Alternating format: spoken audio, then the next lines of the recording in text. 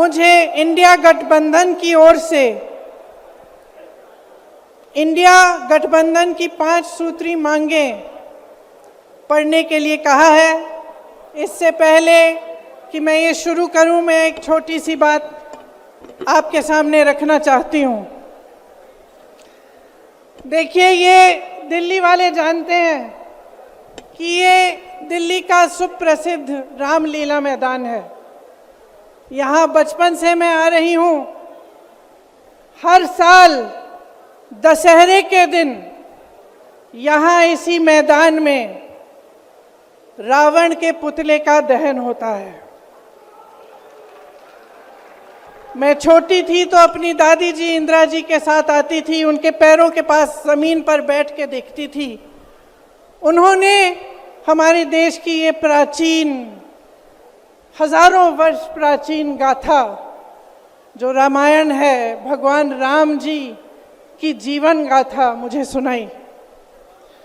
आज जो सत्ता में है वे अपने आप को राम भक्त कहलाते हैं। इसीलिए यहाँ बैठे हुए मेरे मन में ये बात आई कि उनको इस संदर्भ में कुछ कहना चाहिए। मुझे लगता है कि वे कर्मकांड में उलझ गए हैं। मुझे लगता है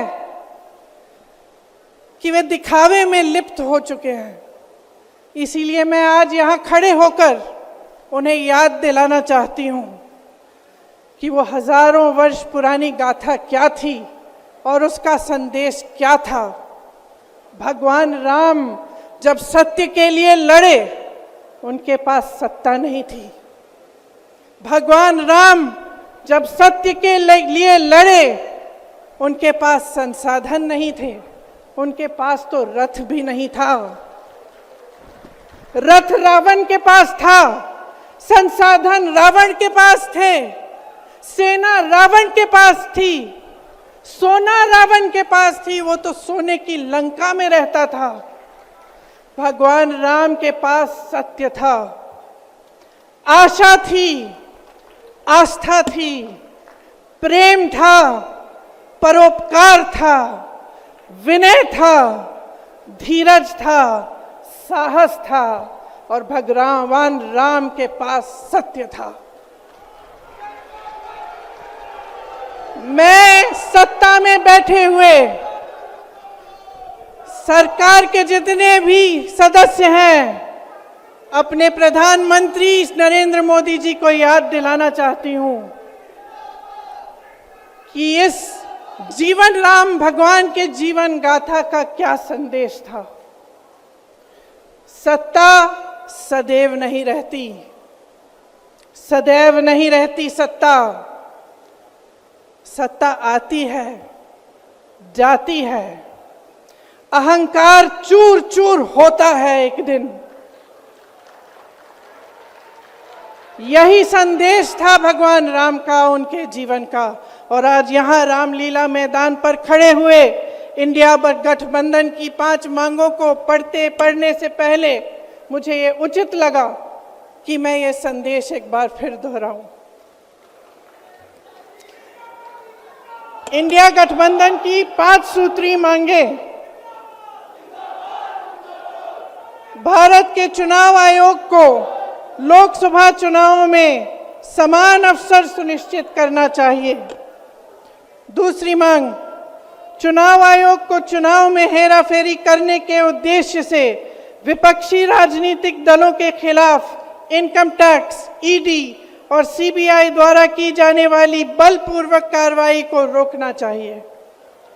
तीसरी मांग, श्री हेमंत सोरेन एवं श्री अरविंद केजरीवाल जी की तत्काल रिहाई की जाए। चौथी मांग, चुनाव के दौरान विपक्ष के राजनीतिक दलों का आर्थिक रूप से गला घोटने की जबरन कार्रवाई तुरंत बंद होनी चाहिए।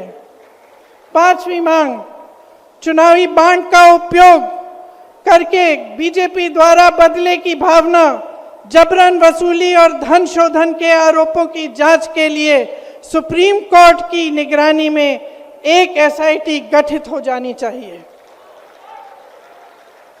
बीजेपी शासन द्वारा पैदा की गई अलोकतांत्रिक बाधाओं के बावजूद इंडिया गठबंधन लड़ने, जीतने और हमारे लोकतंत्र को बचाने के लिए दृढ़ और आश्वस्त है।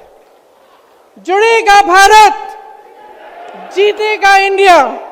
एक बार मेरे साथ कहिए, जुड़ेगा भारत, जुड़ेगा भारत, जुड़ेगा भारत। धन्यवाद। जय हिंद।